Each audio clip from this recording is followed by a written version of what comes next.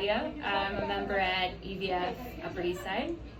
So I moved to New York at the end of August, and I found EVF through a Google search actually, and I tried out other gyms, but I ultimately picked EVF because I thought it was the most fun, and I enjoyed the members a lot. I really liked the programming. I thought it was really interesting how it was programmed every day, kind of gave a mix of lifting and CrossFit, so that's why I joined. Definitely the community at EVF has been really welcoming, made a lot of friends, and especially it's been great to see other female athletes that are as enthusiastic about strength training and the value of weightlifting in their lives and their health. So it's been really great to just find that community really quickly in New York and tap into that. My first introduction to CrossFit was actually in college. My college roommate worked out it's in Austin, Texas, CrossFit Central, and she invited me to a class. I actually hated CrossFit. First class I ever tried, I was like, I'll never go back. And then I moved to North Carolina after college, and there I had another friend. I used to do marathons and marathon running, and she said, I think you'd really like this. And I told her I already tried it, I hated it.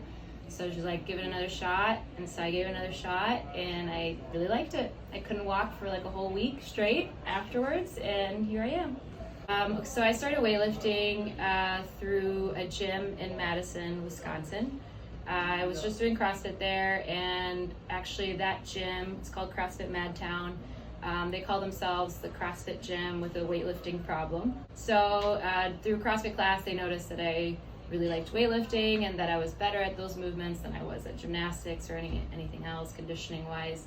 So they just kind of lured me in and was like, hey, I think you'd really enjoy going to weightlifting class, and I think you'd really enjoy doing a meet. Why don't you train for a meet and see how it goes? And then started a 3-year stint where all I did was weightlifting and no CrossFit. I went to competition. I couldn't even tell you how many. It's been a lot. Yeah, maybe about 20. And state championship 3-4 times I probably did. So yeah. In Madison, I was doing my PhD in cell molecular biology, and I finished that in May of last year, May 2019. And then I moved to New York for a postdoc at Mount Sinai, and basically a postdoc is just more research training, like a residency for PhDs. So my research at Mount Sinai is basically about memory, trying to understand how memory works and why memory is lost over time in aging or just in disease in general.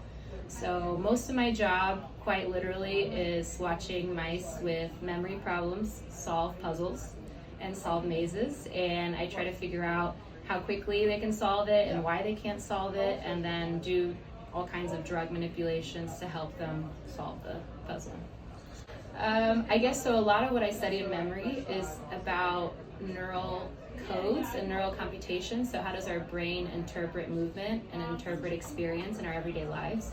So when you learn a lift, or you learn how to do a pull-up or a sit-up, etc., there's a certain neural code that will be stored in your memory, and it'll always be recalled back for that particular movement. So when I think about CrossFit in memory, or weightlifting even in memory, you're basically replaying that same neural code over and over again, and then over time you get better and better, and you get faster and faster at recalling that.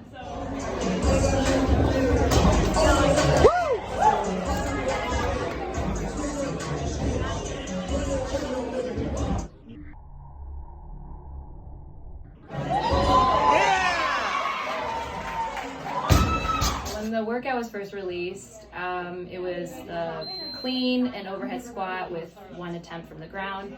And when I saw the video, and I think it was Patrick initially rack it on his back, then push up, and then squat down, I thought in my weightlifter mind, that is way too much work.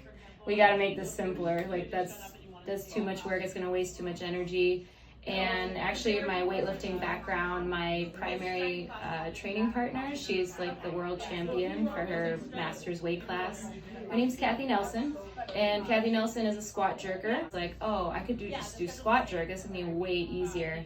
But I hadn't done squat jerk as much as Kathy has. We used to train squat jerk, power jerk, and split jerk, all three, because it was important to train all those muscles in different ways for speed and consistency.